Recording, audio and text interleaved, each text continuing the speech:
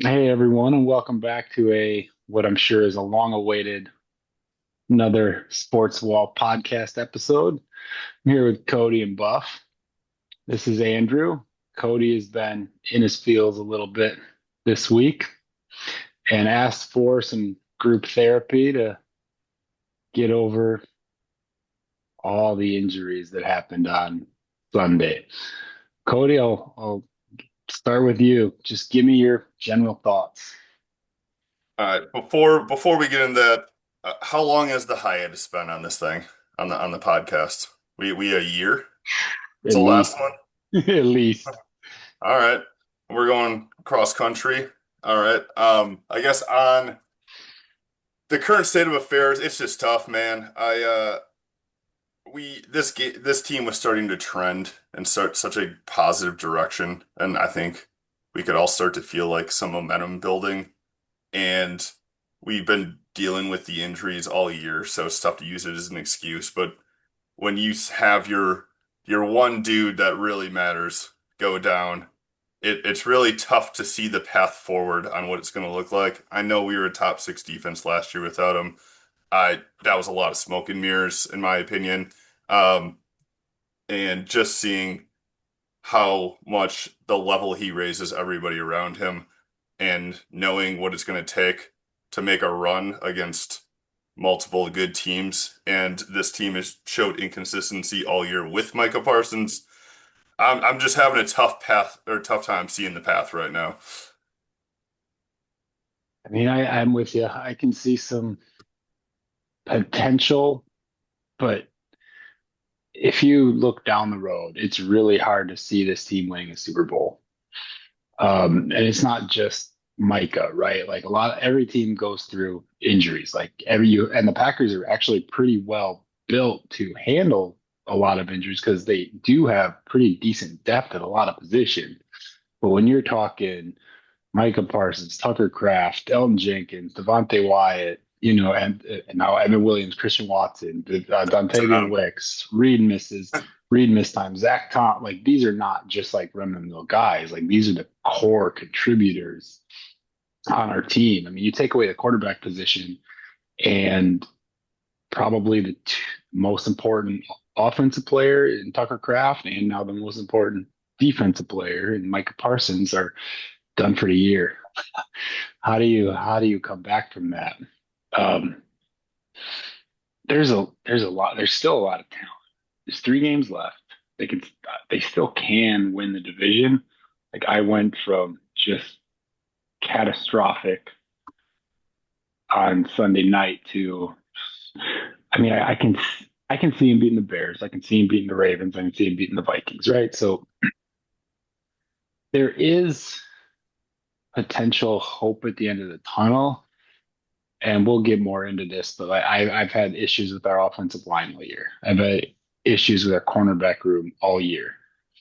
You get into the playoffs, it's hard to see come going up against Matt Stafford, Devontae Adams, Puka Nacua, and counting on us to get Stafford under pressure and contain those receivers, right? So that's where I mean I'm kind of at looking down the road. As far as this week go, we'll talk more about the Bears. I mean, I think they can win. I think it'll be tough, but I think they can win. Todd, I how are you Yeah. feeling? Let's start the buff. Me? Oh, sorry. Um, I didn't The prepare nearly as professional much as you setup. guys, clearly. Um, yeah, I mean they're still a playoff team. I don't think they had Super Bowl aspirations to begin with, especially after the craft and some of the O-line injuries. I think there's just too many good teams, and it takes kind of a perfect storm to get there, anyways. And once you start racking up all these other injuries, it's definitely hard to see. As far as the next 3 games goes, yeah, I mean, I was feeling pretty good with Parsons. If he was available, I would say, yeah, definitely Bears. I think that Bears game would have been tough anyways, playing in Chicago this scroll around. The other two, I'm not too concerned about, especially if I think the Ravens aren't going to be, they're not going to be playoff team, I think, after this week. And then Yeah, that obviously game does not Minnesota. matter. So, but That's my take.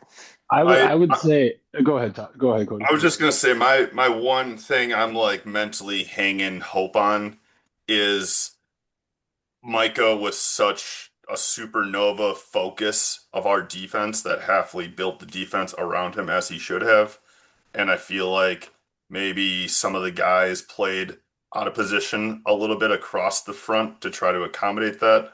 I maybe I mean, that may be too hopeful of a take, but I could foresee a possibility where people start to slot in at like what they prefer to do, and maybe that in and of itself helps them rise their level just a little bit. We're never going to fully offset him, obviously, but just to get some incremental um, like lift to close that margin a little bit would help massively. I guess that's the one hope I have.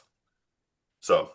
I mean, at the end of the Do you think day, with McDuffie playing so well, they move him back in starting role and move some guys around? Is it I Edgerrin wouldn't. Cooper or somebody put him on the edge for some speed rush or So I think if you put Edgerrin Cooper up against a left tackle, in and play out, Edgerrin Cooper gets destroyed. Like okay. as good as he is best running sidelines to sidelines with the occasional blitzer.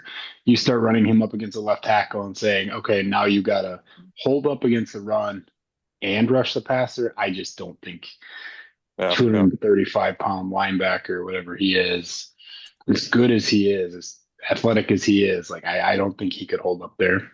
Um, I think you can do more with him now, especially, and this is where they've struggled. If you can get them into passing situations on a consistent basis, I think Halfley can become really creative with how he uses Cooper, Enigbare, Walker, Gary, LVN. I think it might, not, I wouldn't say open up the playbook, but there might be just a little more variety because I mean, we've seen Halfley drop Parsons into coverage, but it's rare. But now, who do you account for, right? I think it makes it a little, that piece of it might make it a little bit more challenging on offenses. If anybody can come at any time and it's not just the Parsons show. Um, but I don't think moving him to like a permanent spot, because I did think about that too. Like, could you do that? I just don't think it would work well in the long run. It might work once or twice here or there. Bears dependent, I could foresee a situation where you get our ends at least just up the field to try to keep Caleb from just rolling out, busting the pocket and playing playground ball. Obviously that's easier said than done, but the Well, you gotta think too. And sorry to cut you off, but Denver did it, Chicago did it 2 weeks ago. Like they consistently designed their passing game to roll the quarterback out and get him outside the pocket. I think they do that less now. I think it's going to be a lot more just straight up play action drop back. Doesn't mean you don't have to work to contain him, right? But I don't, and not that they won't use bootlegs, but I don't think it'll be in every single passing down type of strategy that they use this time.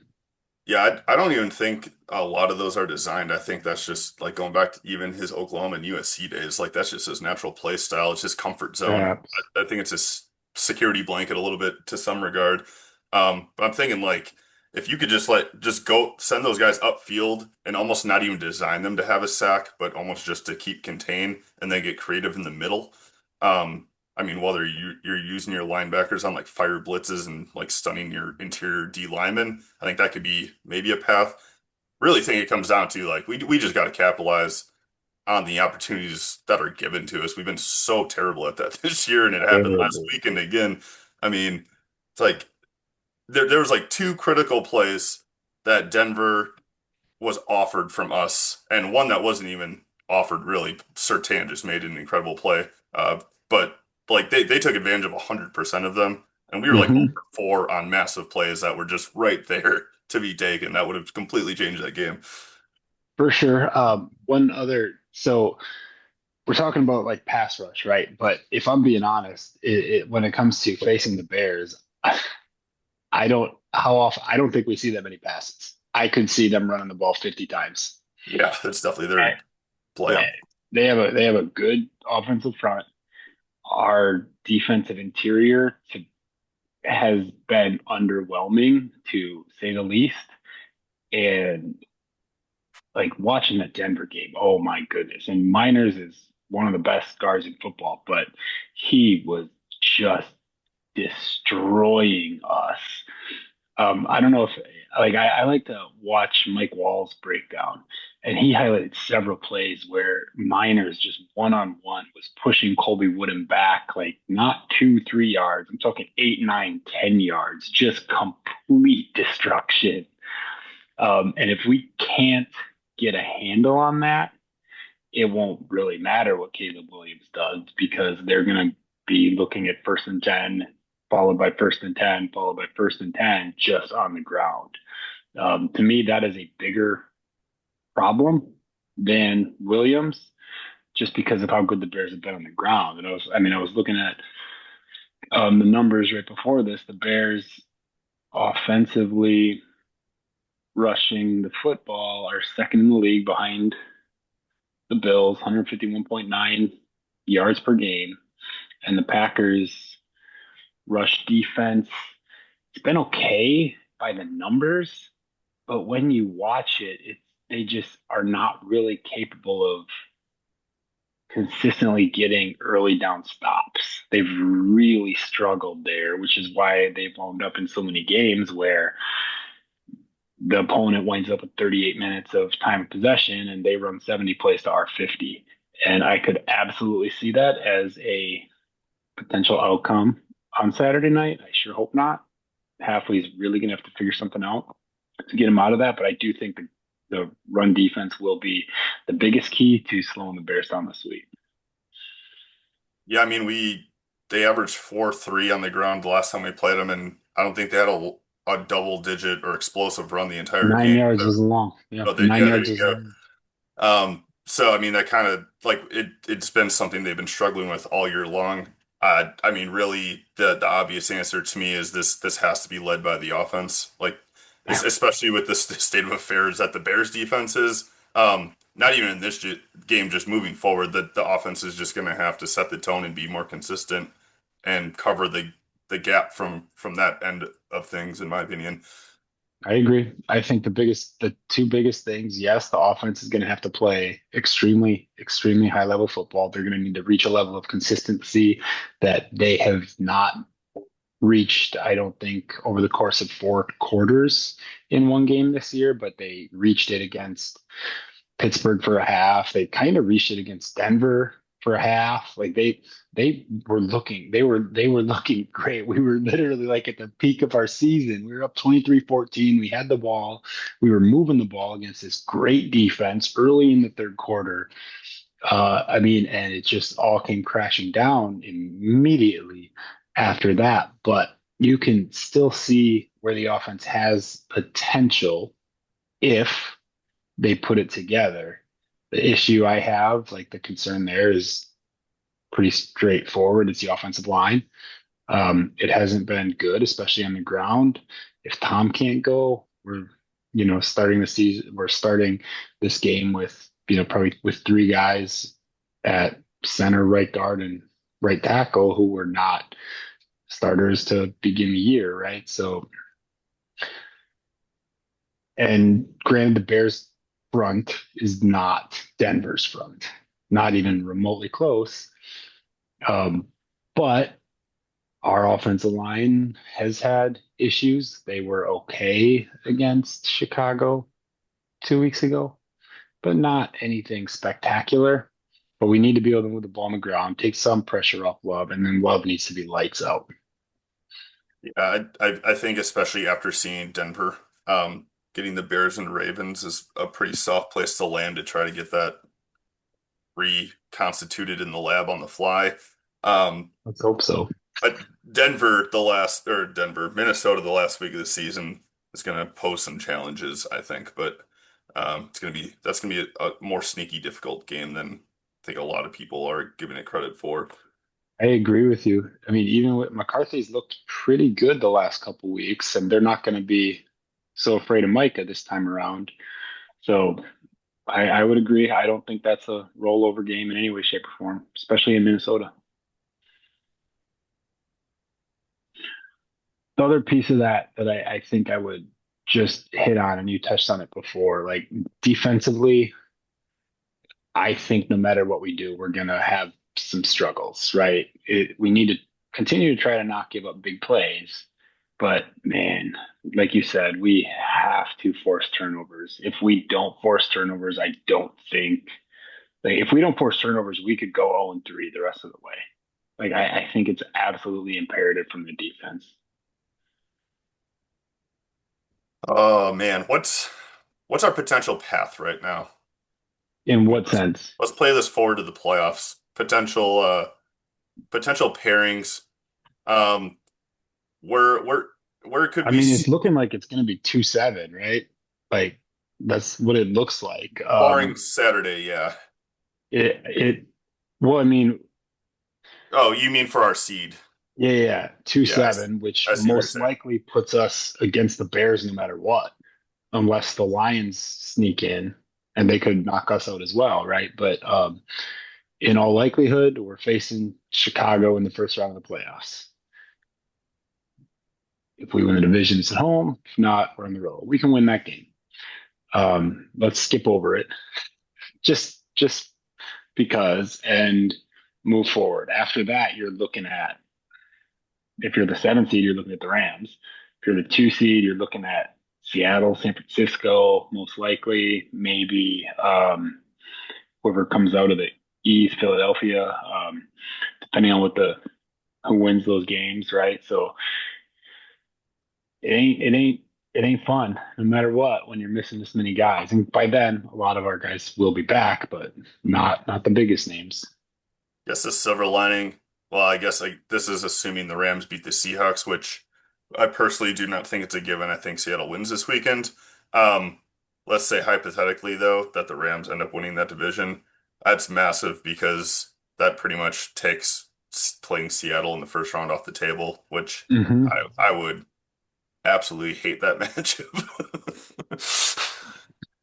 I mean, I don't think it doesn't take it off the table completely, but it makes it a lot less likely. Yeah, I mean, obviously, If if we're the two, Bears they they get can the be. two and they lose the Rams and drop, it's definitely back in play. Well, I mean, if we're the two and the Seahawks are the 7, which right now they're one game, right? Like right now we're the 7. It's essentially one game. We beat Chicago this week and Seattle loses. I'm guessing they have the tiebreaker over the Bears, but I'm not sure. Um, but like that's and Seattle is 10-4, or excuse me, San Francisco's 10-4, Seattle's 11-3, Chicago's 10-4. So could be any one of those teams if you're the 2 seed. If you're the 7, most likely it's looking like Chicago, although it could be Philadelphia if they win out. Niners Seahawks last week of the season could be a fun game. Niners got the Bears too. Then Yeah, Yeah, there's a lot of big games yet to be played. man, There's a all lot this of sifties divisional up there. stacking, the divisional stacking that the NFL's been doing the last few years at the end, like backloading the schedule, makes it Yeah. crazy. it makes for yeah, it makes it to be fun. It's also a little bit frustrating when it's week 13 and you've played one divisional game. Is it Tampa that's got Carolina this week, and then they play Carolina to finish the season too? And they're both tied at 7-7. So I mean, I think so. you have Yeah, yep. those two games in the last 3 weeks to basically decide that division. Yeah, Pretty wild.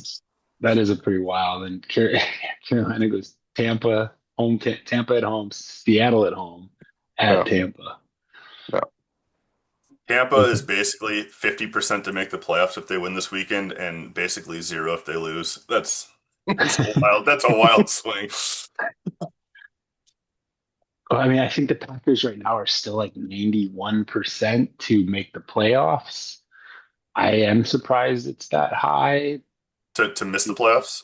to make the playoffs. Would you? 91% to Oh make it. yeah, I have him at 87, but yeah, same, same.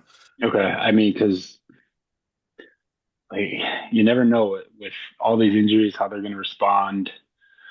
I would expect them this week to come out and play with a lot of fire, a lot of emotion, sort of get a lift from it, sort of just come together in a Formica world, type of worlds against us type of attitude. So I would expect them to come out and have a good showing. Whether or not that'll be enough to handle the Bears front offensive line specifically, we'll see. But I think we should be able to put up points as long as we don't turn the ball over. I we have a legitimate chance to win. Let me put it that way. I think we're gonna have to put up a lot of points because I don't think we're stopping any sort of run game I mean, whatsoever. that's Well, what the that could thing is. also Like, shorten the game. Yeah, yeah, I I, mean, that's the thing. Like, is I don't that think we're getting Snyder's many revenge stops. this Well, week? over under 8.5 possessions we have this week. Yeah, I mean, I I don't know. I don't know if Evan Williams doesn't play. Some of those 9 yard runs can turn into 80 yard runs pretty easily. Hopefully, it's my note guy, so he only Man, gets 30. Monogay is fun to watch. He is. Much as I hate the Bears, Monogay is fun to watch. He I enjoyed plays with reckless abandon. for He sure. reminds me of Pacheco, kind of. A little bit, yeah. But yeah, he's fun to watch. DeAndre Swift is just, I don't know, he's just a pain in the ass. Going I thought back he to was his supposed to comment be hurt earlier, by now. right? How's he still healthy? Right? Yeah, speaking of injuries, so yeah, this past week was rough. Um, Watson is questionable. Wicks is questionable. Watson was supposed to practice today. Did we hear anything about He that? did. He did Okay. practice today in limited capacity, as did Wicks, as did LVN. Jaden Reed missed practice for a personal matter, so I don't think there's anything to read into there, but who knows? And then everybody else that was on the injured list, all those guys missed. So Evan Williams missed. Zach Tom didn't practice. Who else am I forgetting? I don't remember, but everybody else was out today. But those three, LVN, Watson, and Wicks, all practiced in a limited capacity. Pretty crazy for Watson. You leave a stadium in an ambulance on Sunday, on Tuesday or Wednesday, you're able to practice at all. That is very fortunate. So glad there was nothing serious there, and hopefully he can go. Even if he is not 100%, just his presence makes such a difference because of what they have to respect. But even with that, Dennis Allen 2 weeks ago played a whole lot of man-to-man coverage. He did. I don't foresee that happening again. I agree. I would expect a whole lot of two shell, which means we're going to have to run the football. Or, well, and I kind of like Jaden Reed a lot in this game because he's the type of guy who can beat his own, can do a lot of that stuff over the middle, underneath, and get some yards after the catch. So I do like him. I know the Bears have gotten a little bit healthier. Jalen Johnson is back. They might get Edmonds back. Edwards, I'm not sure. I think he'll be back, but I'm not sure. I don't know if you'd know that. No, I didn't. I'll see a lot of the injury stuff this afternoon or the practice schedule. But I will I say, do like Jaden Reed in this game. I think he has the potential to make life difficult on the Bears, especially if they have to pay attention to Christian Watson. But no matter what, I think we have to find a way to run the football effectively. I will say this as well. Two things. One, just to kind of piggyback off of what you said before, I do think there's a very strong chance. We see it all the time when teams fire a coach or lose one of their leaders, they get that 1 game bump. sort of galvanizes them. Yeah. Yeah, I mean, they've already been playing at a pretty high level. Obviously, the way Denver ended was a bit of a gut punch. I mean, Rashawn Gary sounded like he was at a funeral in his post-game press conference. You could just feel the tenor of the locker room. You could you could feel it through the TV, starting with Watson getting hurt, right? Watson got hurt. Like there was an emotional shift in the team. Yeah, And to be fair, I think there was one in Matt LaFleur too. I don't think he responded as well as he could have. And then, I mean, Parsons and Evan Williams got hurt on the same play. Like that is just gut wrenching. Like that takes such an emotional toll, takes so much out of you, and they just never recovered from that. And to be fair, Denver is a damn good team. Like they are absolutely one of the best teams in football.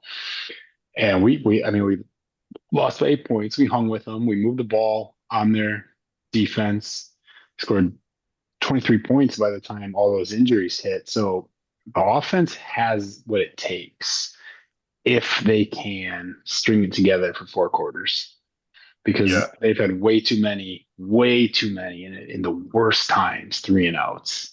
We've seen so many times where it's gone 18 play, 7 minute drive, 3-and-out, 17 play, 90 yard, you know, 9 minute drive. And now we're in deep shit.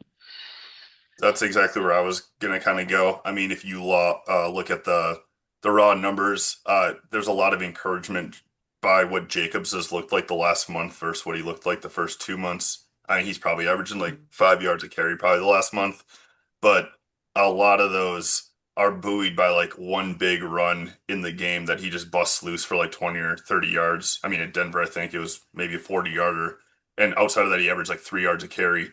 But that goes back to exactly what you're talking about. It's like they have they're just these big play merchants where they'll just pop one, but there's just lulls. Like I'm not gonna call them the Eagles, but it has like shades of that where it's like they just go into hibernation for like a quarter and a half, and it just carries over, and then our margin just isn't there without one on the There's other side.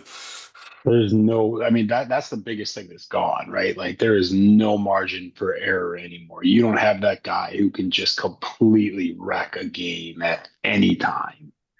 We have pass rushers that can make plays, but not that can take over like Micah Parsons could.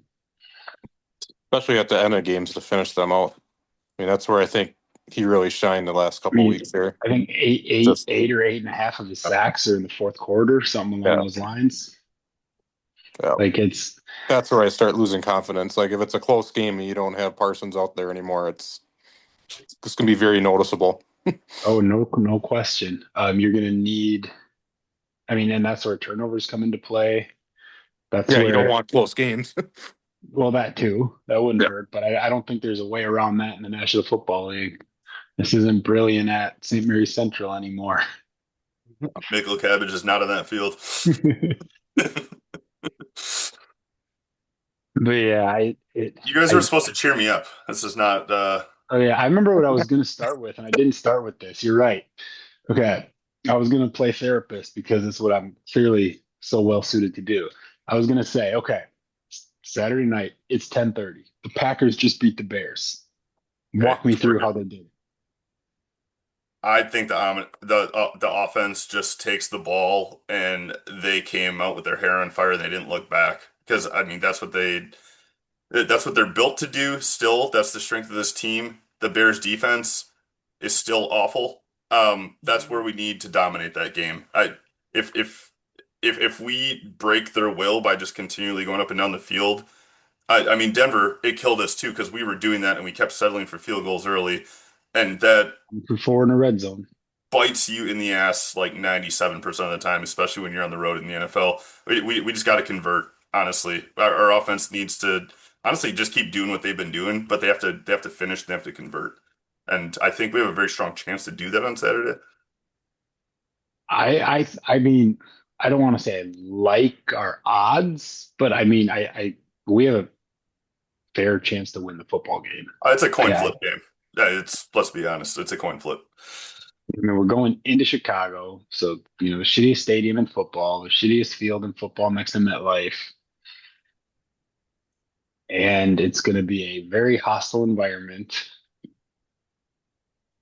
And I think they'll be able to, if sort of the losses of the past week do sort of galvanize them the way we kind of talked about, then that hostility of that crowd is something that could feed it even more, ramp up their emotions to potentially, dangerous levels where you're doing things that you shouldn't be doing, stupid things.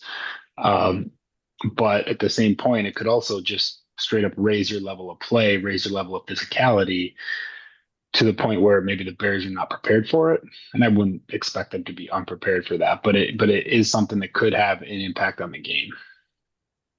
I'm not saying you're wrong, but I think you need to give Miami a little bit more credit on shittiest stadium. I guess that's my only retort. We could throw that in the mix as well, but I don't know why don't go to Fenning Soldier Field or anything related to the Bears.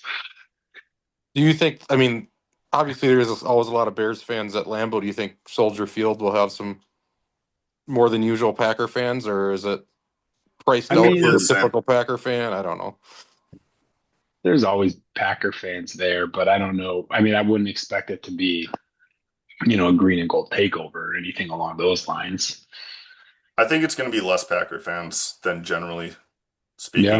Yeah. Just because the Bears are successful this year. Because they're Yeah. good and they're They've just deluded frothing, themselves man. into Super Bowl They've been dreams. starved of success for so long. Like I know it's they just so depressing that they're they're The gonna fair having weather splash this. the fans money. are going to come out. Yeah. They're gonna splash the money for the tickets for sure. I'm Yeah. so sick and tired of hearing. I mean, I'm sure you guys have heard that. I think I mentioned this in the chat. Like, I'm so sick and tired of hearing, like, yeah, the rivalry's better when they're both good. Fuck that. The rivalry is best I when don't the Bears prescribe to are that theory as well. miserable. Yeah. The rivalry is best when the Bears fans are suffering and that team is just absolutely lethargic. That's how it's That's supposed to be. that Yeah. to me, that's a talking point for like just like heads on a TV screen. Like from the outside perspective, it's better. You're in a rivalry though. You never want to like take your foot and get it off the throat. Like you just want to be No, hammered down in the throttle every single time. absolutely. If we could win the next 1,000 games against the Bears, I would sign up for that in a heartbeat. And ideally, the Bears would never score either. Buff, what does it look like when we What? when What's? we're in a joyous exuberance at 10:30 and we're Yeah. probably point 0.2 on the BAC scale, firing text in the group thread. What was the path to victory? To I be fair, my BAC level on Sunday nights was absolutely part of my just distraught nature. Same. I I think we got to take the top off of them probably two or three times to score. I don't foresee us sustaining drives. I just have not seen that all season where we're consistently running the ball down somebody's throat. There's a few times, can't remember the game where you kind of saw it, but I I just I just don't think we can sustain drives. I just We've if we we've don't score struggled to from run the 30 ball. yards out, we're not scoring a touchdown. It feels like sometimes, We've especially struggled to without run the ball Kraft. I mean, consistency. that's a huge red zone threat right there that we no longer have, as I know Andy knows. But um, defensively, yeah, I think one or two turnovers, one for sure, and then two big plays by the offense. I think we got a shot, but I just don't see us sustaining drives and I don't know running ball down the throat. I don't think we win a 13-7 game. I think it's got to be a 35-28 shootout kind of thing where we're scoring quickly and getting one or two turnovers to kind of turn the tide. So, but So I would agree that like running the football, it hasn't been good enough to consistently sustain drives through the course of the year. We should still be able to do it against the Bears. Um, we didn't do it well 2 weeks ago. I mean, we didn't do it well against the Giants, right? We haven't done it well against poor fronts. And that's kind of why I brought up Jaden Reed, because if you Yeah. get some of them crossers and stuff like that, I mean, that can have the effect of bringing the linebackers a little bit closer as well. So I think they could use him in sort of a pseudo run game. I mean, we might see some of the bubble screens and things like that, that I know we all love. But just it's different ways to bring them closer to the line of scrimmage. Because, like we mentioned before, if they're playing a lot of two shell, those over the top opportunities are going to be tough to come by. Um, but What if game was it when Love was throwing all the like 2 and 3 yard quick passes? Is that right after he got injured? I Or he mean, there's picked that? been What game was so that? He picked him apart pretty. I mean, he it was impressive. well, there's been a lot of games where he's done that. They haven't all been impressive, but mostly it's been the case where the defense sits in that two shell and refuses to budge, right? The Eagles did it. The Panthers did it. Browns didn't really do it, but that Browns game was just a nightmare. Um, Is which, Jace which game eligible? were you thinking about? I'm not sure which one you're thinking about, but Love has had some incredible halves for sure. Pittsburgh was one. He It had a great, might have been great Pittsburgh. first. Well, Pittsburgh was also by Tucker Kraft just going ape shit. Yeah. I Um, think it was the Pittsburgh game that I'm thinking about though. because they were terrible in the first half against Pittsburgh and spectacular in the second half. I want to say the Eagles game is probably what you're talking about because I remember he had like 20 some completions for less than 200 yards in that game. That could be, yeah. He just got rid of the ball quickly. I mean, I guess I'm not overly familiar with the Bears defense, but like you say though, it draws guys up and then you can take the top off a little bit easier. I just don't think our run game's there to and our offensive line is there to get take those shots at the moment. But Dennis Allen, Bears defense coordinator, tends to be relatively man heavy. Tends to be he's not Spagnola aggressive, but he's still a relatively aggressive defensive coordinator. But that bit them in the ass 2 weeks ago. He would make mistakes. Melton got him deep. Watson got him deep, and then Watson got him on the slant, all in man coverages. I just don't expect to see that same thing. I fully expect there to be two safeties deep at nearly all times on Saturday night, which is just going to make that tough. So, I mean, you say you don't think we can run the ball. It doesn't really matter if we can or not. We have to. I really think we have to. I don't think we'll be able to just generate the explosive plays through the pass game that I know LaFleur wants to, especially if Watson can't go or is limited. Yeah, I think the hope remains again back on that like just to go back to their defense. They've played a good offense. I would classify maybe 4 times this year.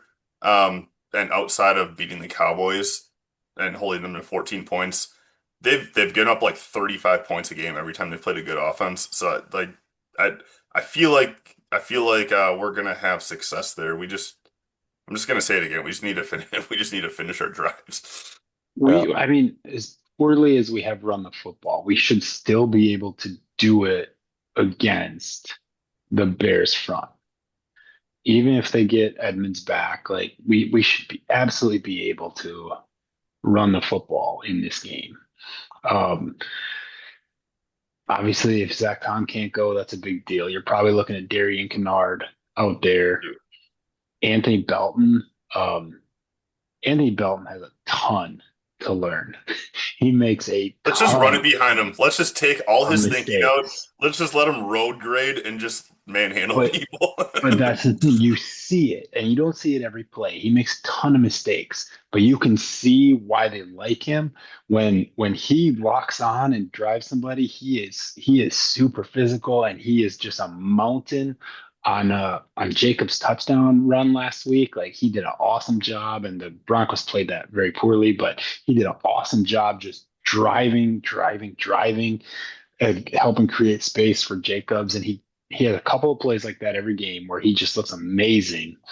And then that's often outweighed by mistakes, particularly in the pass game, is where he really needs to improve. But you can see why they like him. And from just a potential standpoint, you could see how he could be a really good player. And I'll say this, he started, what is it, 3 games in a row now? I think I would say to my non-expert eye, I think he's looked better to me in each of the 3 games. So I think with him and Ryan, Ryan's similar. Like He's not a great pass blocker, but he's physical. He's capable of moving guys. And then Aaron Banks has started playing pretty well. I He was gonna say that too. started off poorly. I think injuries probably had a lot to do with it, but he's started, I think, playing the way they expected him to. With those three guys in on the interior in the run game, I mean that those are the three most physical players up front, and they, like I said, they still need more consistency, especially out of Ryan Belton. But there is the potential there to run the football when things come together, right? And they've had their issues, but they've been making plays a couple times a game where it just looks great. Speaking of margins and how we have less of them, um, and to try to capture some of that elsewhere, I would not be opposed to the idea of putting Reed on punt return. You keep so I I've don't watched I feel like I've I'm watched making it happen, but I feel like we need to try it one more time. I would not put him back there for a couple reasons. Top Ball of the line, security. top of the list is injuries and ball security. Yeah.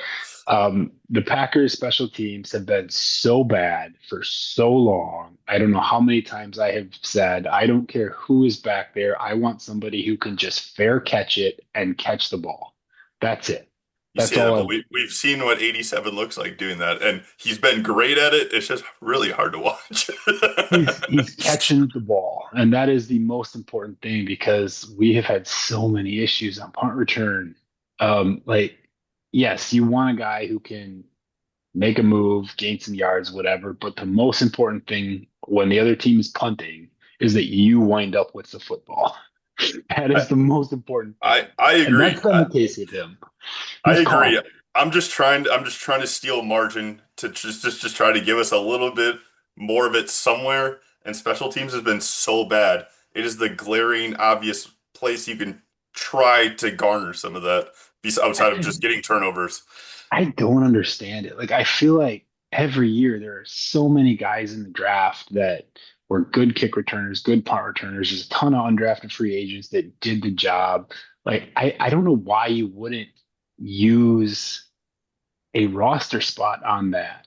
Like, I really don't. Like, that should be one of your guys, right? You want a reliable kick returner, reliable punt returner. Bo Mellon's not scaring anybody. Romeo Dobbs not scaring anybody. But in the case of punt return, I am good with him just catching the football because I it's been really so think bad. I really think they tried to attack that drafting Savion Williams. I think they envisioned him growing into I would that think role. they You don't think kick so? return, not punt return. Yeah, no, kick return for sure. Punt return is a little, you need a little It's a bit. different skill set for It sure, is for sure. It's moving faster.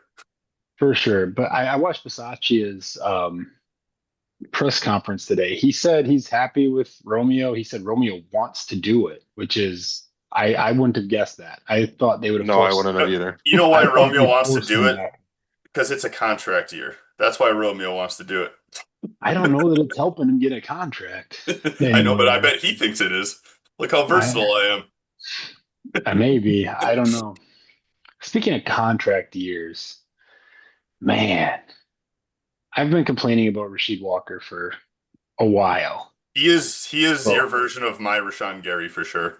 what a disappointment.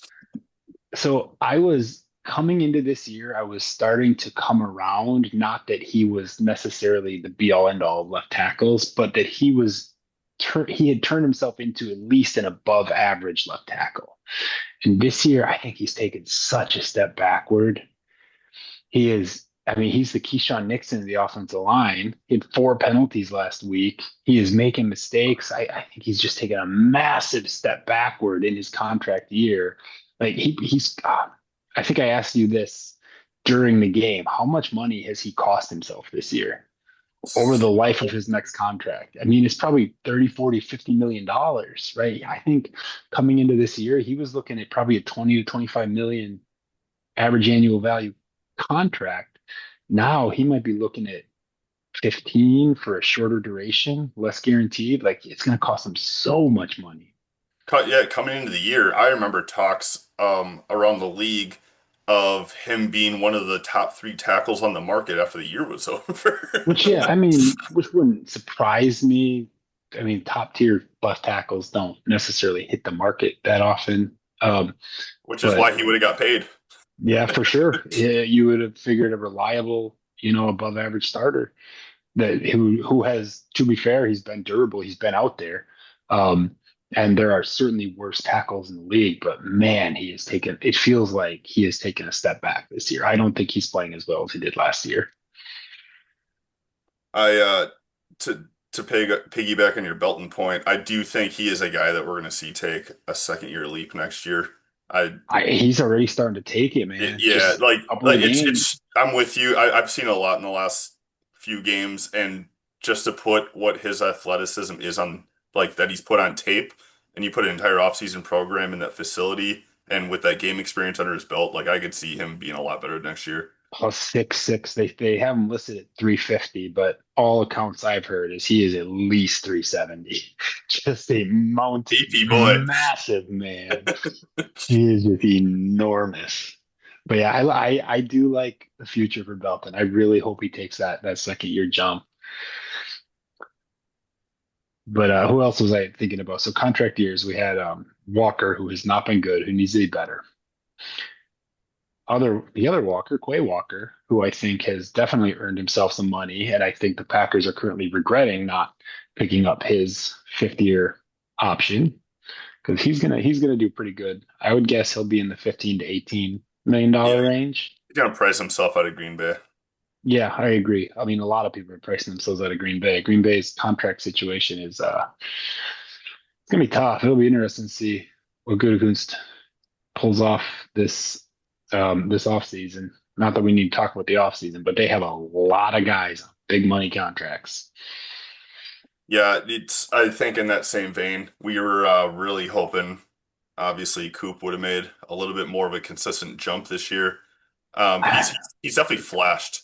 He, Yeah, I think he's been more consistent, but he hasn't made the same splash plays. I would agree with that. Just blowing people up in the backfield like every Yeah, game. he hasn't been the same. Yeah, like you said, he hasn't had the same splash plays, but I think he's been more consistent overall.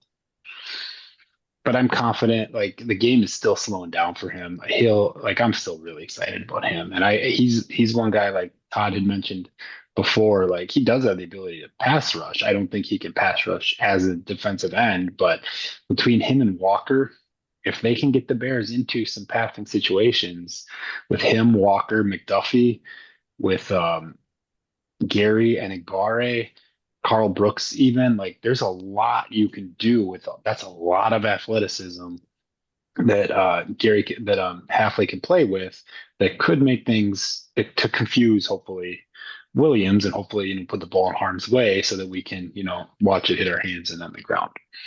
That a Freudian slip saying Rashawn Gary when you said athleticism.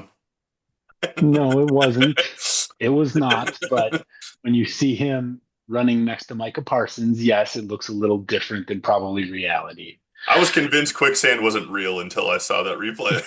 I mean, that to me, that says more about Parsons than Gary because Gary's not Parsons, but Gary's still what 6'5", 6'6". He's like 270, 280 pounds. I believe he ran somewhere I think he ran like a 4.7 or something in his um in his combine. So like Gary is a good athlete, Yeah. especially for a man that size. But Parsons, oh my God, He's a is It's freak. also it's insane. also like with Gary though, it's like it's right here.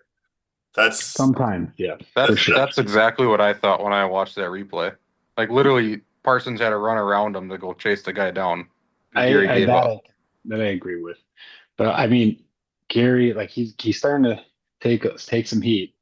I think he's a better player than most of the Packer fan base realizes. I still think he's very good against the run. I think he's their best run defender when it comes to setting and holding an edge. When it comes to pass rush, I just don't think he ever developed a second move. I Like was just gonna say that's he's a why he's bull good at rusher. setting the edge. All he can do is bull rush.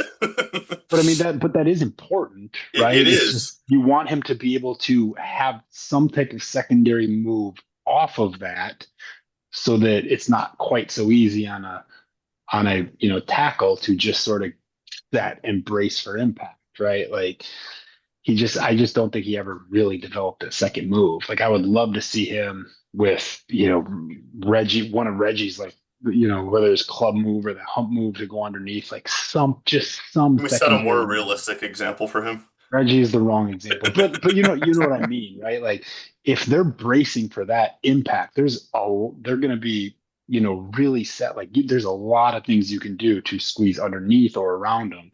You just got to work on that. And granted, I think it's, well, a week ago, I would have said it's very, very unlikely that Gary is back next year. Now I think it's quite a bit more likely that he is back next year. Just because of the depth. I don't know. Mike is convinced he's back week one. I mean, so was Watson. Well, I think he would have been if we would have let him, which is smart not to. No, I agree. I mean, I would be I would be stunned if he is full go week one. I will be very surprised if he is even on a pitch count week one. I think October is probably more likely, and then he'll start on a pitch count because, I mean, yeah, you want him there in September, October, but you need him there in December, January. And honestly, speaking of Watson, he's kind of the inverse of what they did with Gary. Um, I Goody has his warts, and I am not his biggest fan, but that was a shrewd move from both parties. Oh yeah. But at the same time, if I'm Watson, man, I want a contract this offseason. Oh, I think he's getting one this offseason. Like But this is I don't know how they pay all these guys. I am not as low on Goody as you are. I'm aware. I I'm not saying he's perfect, but I think you look at he's had some issues in the draft. But I mean, if we look at his draft, even just last year, yeah, Jordan Morgan could be a bad pick.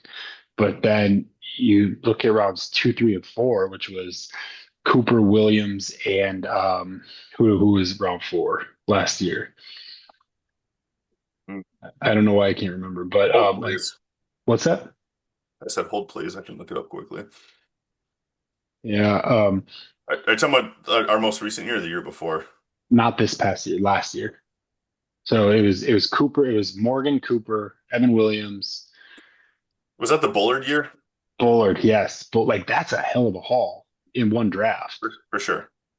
Like so, I mean, And they got Hopper that year too. oh, Williams is four, Bullard and Cooper were both two. Tyron Hopper, Oladapo might get time this week, right? Like so, there is year before that, right? LVN is tough, but Musgrave, God, Musgrave. Oh, I so want for him to.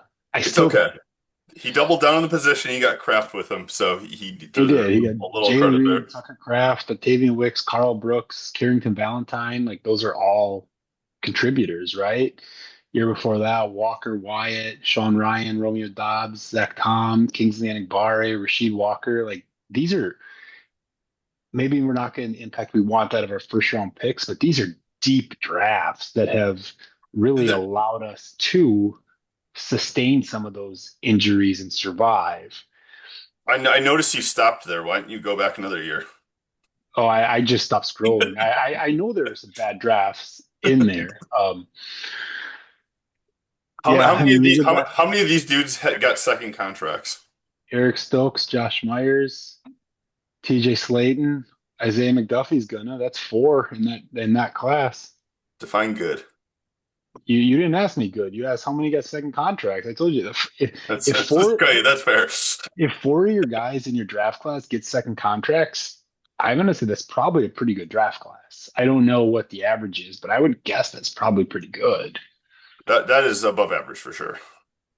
So I think because of some of Eric Stokes, right?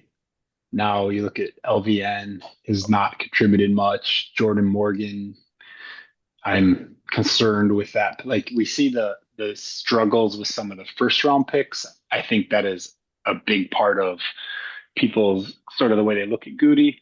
But then at the same time, if you look at him in free agency, I mean, this past year Hobbs, I'd be surprised if Hobbs is on the team next year. That looks like a poor signing. Yep, Banks, they probably overpaid him, but I think it's a decent they definitely signing. did. But I don't think that's a terrible signing. But then you go What back a year what about in before. the landscape of what the rest of our contract construction is? What, do you still feel that way about the Banks contract? Why I Because think overpaying him with what our restraints are, obviously at that point in time we didn't know we were gonna have Micah Parsons, so true. that like that changes the economics a lot. So I will say I was against moving Elton Jenkins from guard from the beginning. Same, I I was too. think it would have been best to just keep him. I mean, who never would have thought I'd be saying I wish we had re-signed Josh Myers, but I wish we had re-signed Josh Myers for a year. Hey, he just got another contract. Yeah, exactly. But that's what it would have taken a year, right? And it would have been a bridge year, but it would have been something. But yeah, I mean, you can't look at it in the context of Parsons' contract. So with that, yes, I wish they would have kept Elton there, but it hasn't been a bad signing. Hobbs has been a rough signing. But you go back the year before that, you're looking at McKinney, you're looking at um, why am I blanking on these? My general point is he's got a lot more hits in free agency than he has misses, and if you're going to spend big in free agency, you can't afford misses because it can set your team back years. I, Um, I guess my overall point would be he definitely had he's not a bad GM. I want to make that clear. Like this is like if we put him across the landscape, I think he's in the top half of the league. I think he's well above top half. Yeah, same. I put him around 10 or so, probably just rough back of the napkin math. It's a couple prong thing for me. One is like he's been great at getting depth in the draft. Hmm. But you're gonna do that when you just accumulate a ton of draft picks and just draft a bunch of dudes. He can't like he's been not great at getting like the high end dudes. I know that's the hit rate isn't super high across the system for that, but I would assume that he's probably below average on that. So Two, okay, but let me. all right, I'm just looking at the list here. So I'm going to say this year we can't really this past draft like too you early to can't tell. you Yeah. can't judge. I would normally say last year's draft is probably still too early to judge it. But I look at last year's draft and I see Edgerrin Cooper, Javon Bullard, Evan Williams. Like those are three pretty impactful players. No, that was a good draft. Go I don't back the think year that's the before norm though. Yeah, keep we going. go a year before that and we're looking at Jaden Reed and Tucker Kraft. We go Yes. back further, we're looking at Quay Okay, Walton, let's even Christian break that down. Watson. How many of those guys were number one or first round draft picks? So I think that's my argument. And also Would let's be even But like, break that that's down. what so big hit have that we gotten in the first round? I would Look back throw in the that last 10 argument. drafts, what first I would rounder is.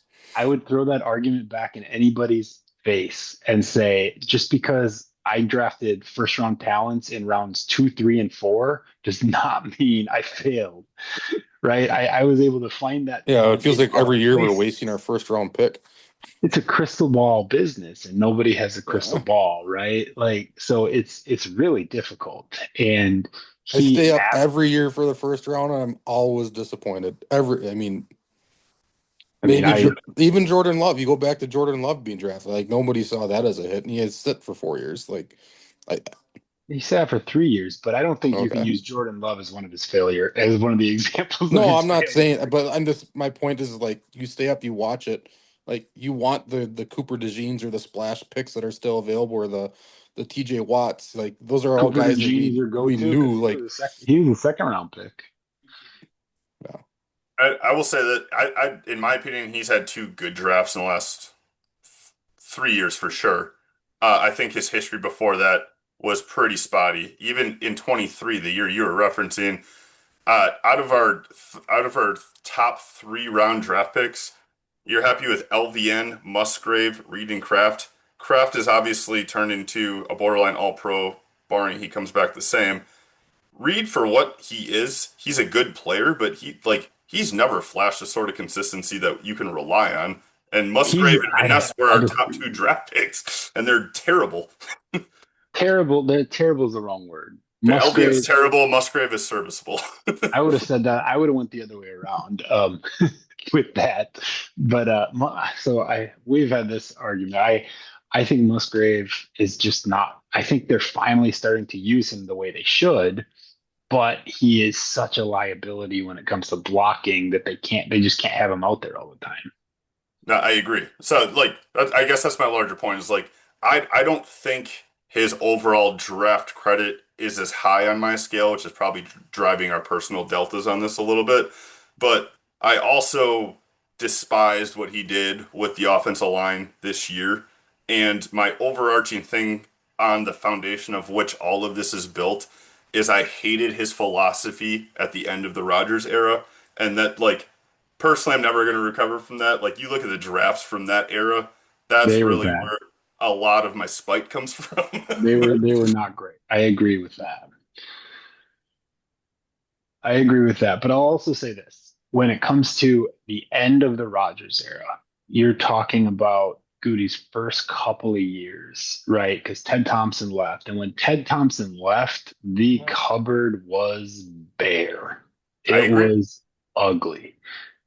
So Gutekunst had to go out and spend a whole bunch of money on um, free agents, and he did on Zadarius Smith, Preston Smith, Billy Turner, Adrian Amos, right? Um, and between him and LaFleur, they went from a team that whatever they were in McCarthy's last year, and they looked bad. They were not a good football team, to a 13-3 team. Um, so I mean, it's that type of thing. He understood where they were. He did what he had to do to turn it around, and he has always been a guy who drafted for he loves that RAS score. There he loves that RAS score in every draft pick that he's ever made. It shows that he loves, I mean, athletic ability, athleticism is the first and foremost thing. His first pick, his first year was 18, right? Yes, the So Jair year. Alexander was his first pick. Yeah, that's what I thought. Alexander was a good pick, which man, Yep, I hope he figures it out because I he, like he, Jair. he's cooked, man. I it seems like it, but I hope he gets it together because I like Jair. Um, but I mean, the point I was making, like I think he spent so much focus on that, and yeah, he missed on some of the earlier picks. But you could also look at that and say, okay, after this first couple of years, I have whether it's modified my process or my criteria, whatever, I think he's gotten a whole lot better since then, right? Since the Eric Stokes draft. The Yeah, that was a three bad since, one. yeah, the four since then have been like orders of magnitude better I would than I would his 20 first. I would agree 23 I mean 23 looks a lot better now because of the depth with Wicks, Brooks, and Valentine. Like the But I top. think like you talked about like well yeah if you have that many picks but if you have that many picks that doesn't mean you're going to hit on them, right? It just means you have more chances to hit on them. So accumulating picks, this goes back to Ron Wolf, like it's an important thing to do because you're going to miss, like Anders Carlson, that was a miss. Okay, we're not going to That count was, sixth round kickers here. no, that name just always jumps out at me when I see him. But I mean, I think I don't know what is Bold still in the league? Is who still in the league? No, I'm looking at Pro Football Reference at this. I mean, right now I'm looking at the 1946 draft class, Oh and man, who's the I'm GM get in 1946? I could my guess would be Curly Was it Lambeau. probably Curly? Yeah. That'd be my guess. Um, but I'm looking, and God, I'm pretty sure players that are bolded It was Curly, are by the way. still in the league. This is freaking crazy. Yeah, that's what it is. Bold players are still in the league, and it's 2005. Aaron Rodgers is bold. The Fun next, fact, 1941 was 1946 was the first year he was officially the GM. Okay. Mr. Curly Lambeau. That was right before the opposite of the golden years, I guess. He did not have the impact he wanted. But no, I was looking at Pro Football Reference 2005, Aaron Rodgers' name is bolded. There's not another bold name still in the league until Devontae Adams in 2014. Oh, woof. Rodgers, well, to be fair, Devontae's already getting up there. Rodgers is way up there. Second oldest guy in the league now. That's depressing. Yeah, I mean, last year, Michael Pratt's the only guy not still in the league. I don't know. Is Kalen King on our, is he I don't think so. practice squad or is he somewhere? He is Carolina, it looks like. How about that? Yeah, I didn't realize On the that. practice squad for the Panthers. Yep. Which is where he'd be in Green Bay, most likely. Although, I guess in Green Bay, he could make He's a strapping it up this weekend. right. Yeah, no kidding. But so my point was that I think Goody is underappreciated by Packer fans in general. And I do think a lot of it goes back to, yeah, the last couple of Rodgers years, those couple of drafts were bad. But I think it's been a lot stronger since it looks like starting in 2022. There's a lot of guys still in the league from each of those drafts. I would say, yeah, 22 and 24 for sure were very strong drafts. 23 was a B. We'll see, obviously, with this year. I mean, Um, CV is one that I CV is has potential to be an impact player. I mean, CV was a great seventh round find. Carl Brooks, great sixth round find. Kraft, Reed. I mean, like, yeah, there is still a lot of room for those guys to grow. Let me put it that way. I would agree. I think we milked this one dry though. Our Fair Goody, enough. our Goody, how we differ on how we view him. I thought we agreed now. No, we did not. I know in your mind everyone always agrees with you.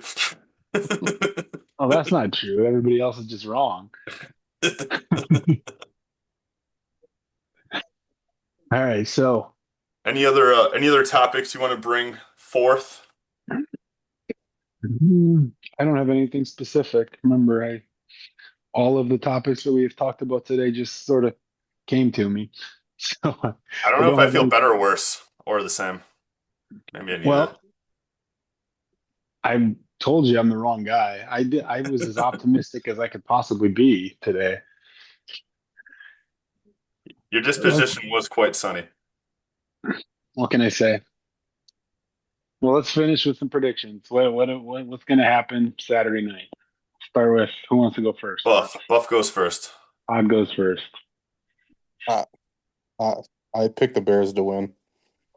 Sorry, guys. Okay. Bears winning cover then. Cody? I'm also picking the Bears to win.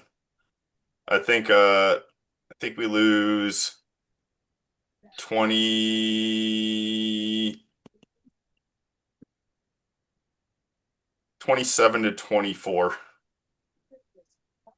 I'm going to buck the trend. Packers win 31-30. Love leads a field goal drive. We win it as time expires. All right, one more projection. How does this season end?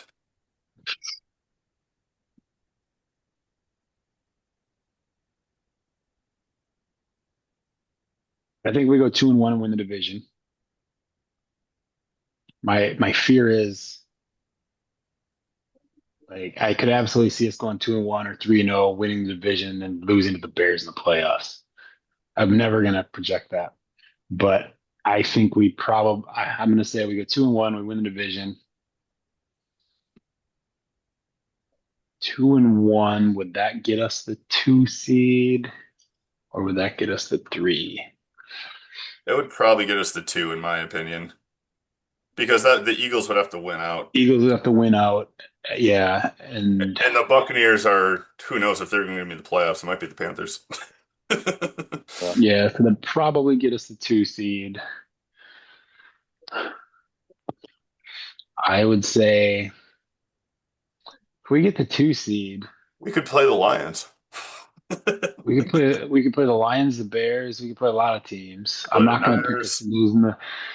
Honestly, I think the divisional game would be an easier game than the wild card in that situation I would agree with because I'm thinking the Rams win. The Rams are the one. They probably face Seattle or San Francisco in the divisional game. or us. Not if we're the two. If we're the two, yeah, that's true. And then I guess we could also face the opposite one, Seattle or San Francisco, but maybe Philadelphia or Tampa Bay, Carolina wins their game. I struggle to see that, but All right, if so we, what's your final prediction on the year?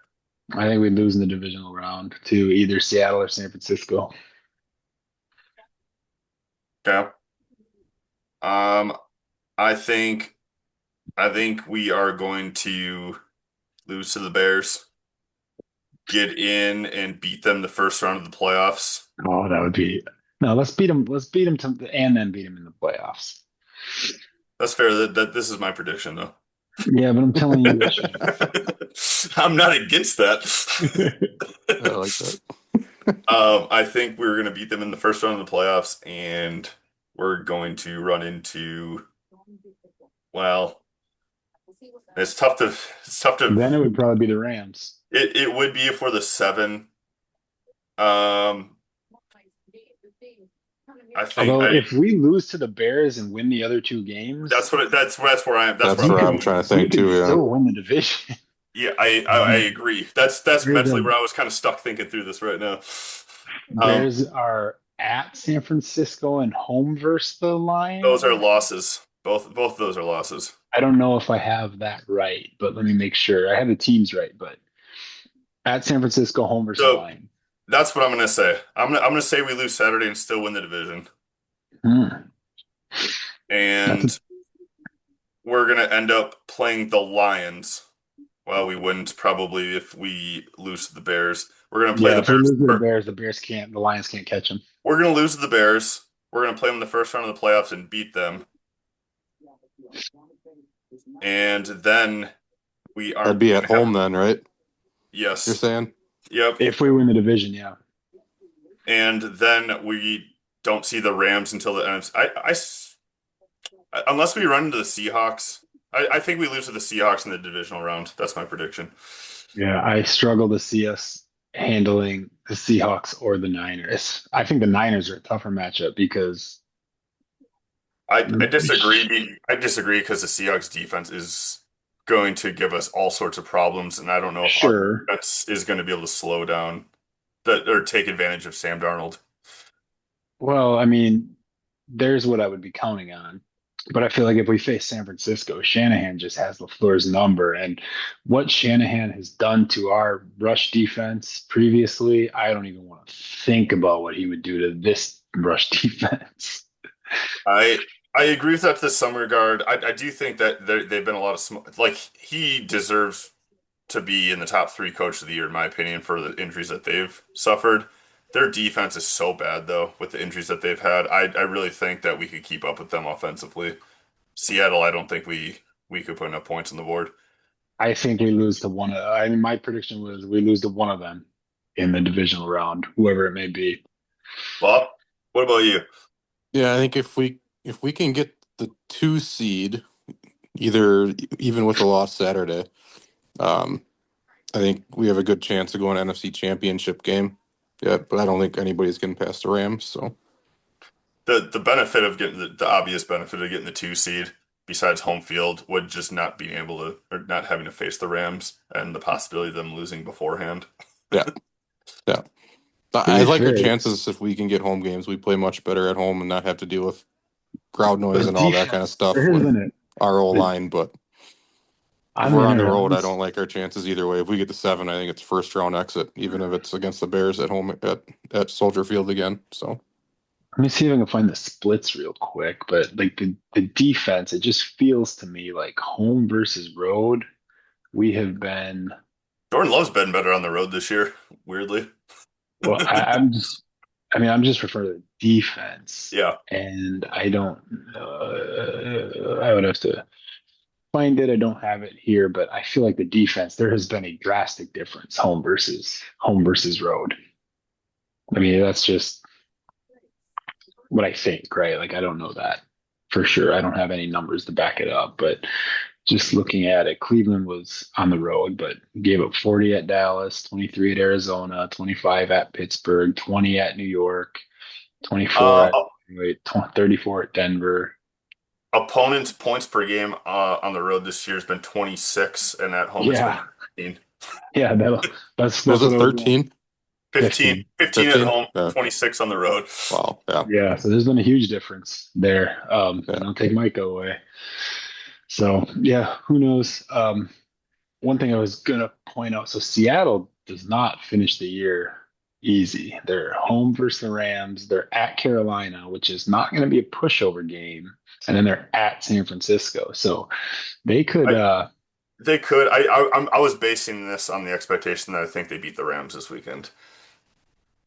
perhaps, yeah, I could see two losses. I don't see them losing to Carolina, but you never know in the NFL. But Man, I one takeaway I have is, does anyone want to guess what our average third down conversion percentage defensively is on the year? oh, it can't be good. It's like 50%. That is Yeah, so bad. I that is not a good mean, it's number. always like third and two, so it's not surprising. Always, not Oh, even. It's third and 1.5, and then yeah. they're third and The half a whole yard. playbook is open. And then when we get a stop, they get it on fourth down anyways. Yeah. Or we have a penalty. Cody, where are you looking? Where are you getting your numbers from? A very refined Google search. Oh, okay. I'm on StatMuse right now, so I'm sure it's an Oh, AI that is search. okay. They're generally pretty reliable if you know how to hmm like get the inputs tight. I'm looking at Pro Football Reference, and it doesn't break it down quite as nice. Yeah, I checked that too. It's a little messier. They do have splits by down though. Yep, they do. They have a lot of splits, but they didn't have like home versus away, which upset me. Gosh. But All yeah, right, boys. a home game would be big. Sounds like we all think the Packers losing the divisional, and I hope we're well, I hope we get the divisional, and then we're all wrong. Yeah, that actually gives me more hope, actually, ironically. So I thought, like, I know it crushed my Super Bowl window when one went down, but this actually be bringing me back a little bit up the other way. So this actually kind of worked. It's not as, I mean, it's bad, but it's not as bad as initially thought. There's still a lot of talent there. They got to get through this week and get some more guys back. A big Yeah. deal. It'll be very interesting to see how how Halfley runs the defense without Parsons on the field. Yeah, I I'm agree. really interested how they look, especially in obvious passing situations. I think he Yeah. could be really creative the way he uses them. Yeah. I can't wait till you text me your panic on Saturday night when Jaden Reed is back there fielding the punt. Oh yeah, if I see that, of course now like they'll put Romeo back there, he'll fumble, and I'll just be like, oh no, what am I? I don't know why it's. I mean, this goes back to McCarthy's. Like God, like when is the last time we had reliable special teams? Don Beebe? I mean, is it Desmond Howard? Like Desmond Howard he is No. what I was going Yeah, to say. Howard. or Alan Oh, Rossum maybe? that's oh man. No, it's no Keyshawn Nixon's year. We had a reliable kick returner for half the year that year. And we still had a decent kicker that year because we still had Crosby before he completely shit the bed, I believe. Was that with Crosby? That was a that's I did not vet that at all. That So off of okay, memory. I believe I do know what year that was. Maybe I'm off by that year, but is that the year that we had a punt blocked and missed a field goal in the divisional game at home versus San Francisco. I'm not saying it wasn't, but I'm not saying it was. It was either that year or it was the year before. Um, but it would make sense if it was that year where you have a kick returner, but everything else goes wrong. All right, I got to look that up. All right, I'm gonna head out. All Yeah, we're right, right behind James. you. I need to know Yeah. the answer to this before we hang up, though. All All right. Good to right, see you, guys. Bob. See you in the chat Saturday. Next kick return. Let's see what we can think of. I'm thinking it was. I'll work on it on my end too. I am seeing 2022. That was that was the year after. How was he first team All Pro and didn't make a Pro Bowl? I know, right? That is incredible. Yeah, it was Wasn't 22, 23, right? it? So 2022 was his best year, and 2022 was that Rogers last year? I believe so. Yeah, so they just sucked. So they just weren't very good that year. Let me look at the Pro Football Focus numbers for special teams in 2022. Packers ranked 26th out of 32 teams How about 20? How about 23? I have one chance here. in Give me Pro the Football top Focus. half. Top half, dude. That is way too high for the I know. Packers. I don't feel God, good about that. we're 28th.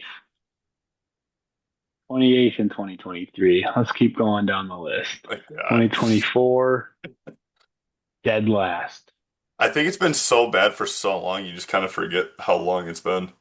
2025, 24th.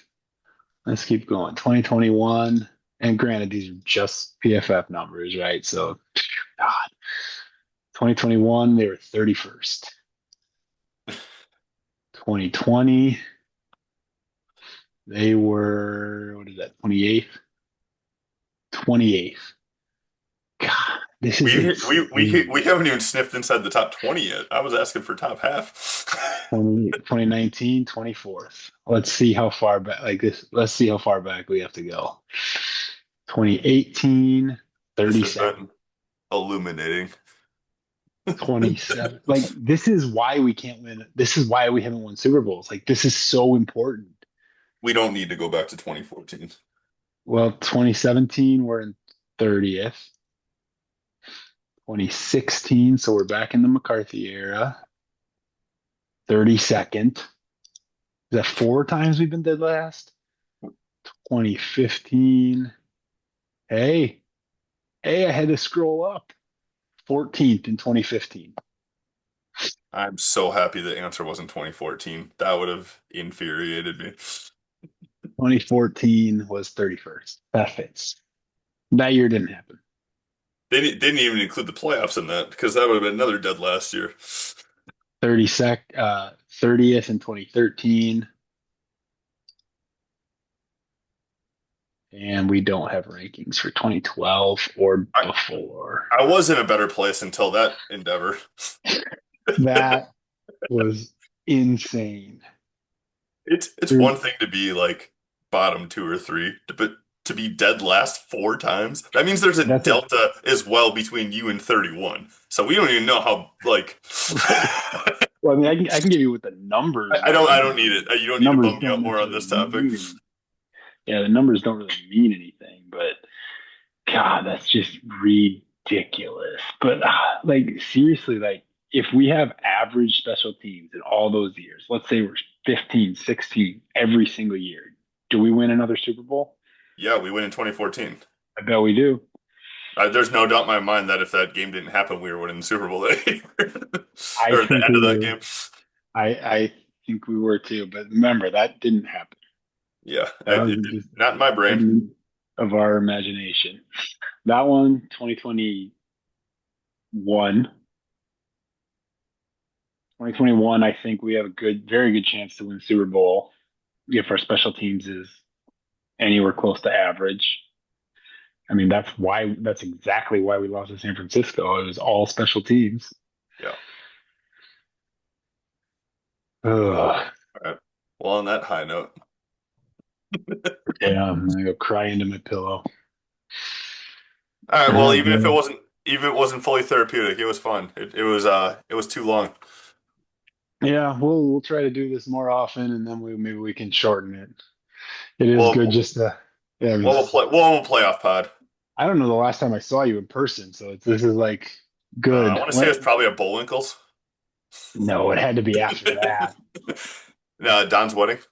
That was like what, 7 years ago? Yeah, Good Lord. We'll have to do something about that. I agree. All All right, right, now I'm back on brother. a high note. Let's go. There we go. Sounds good. All right. Well, this is the Sports Wall signing off. We'll try to see you again next week.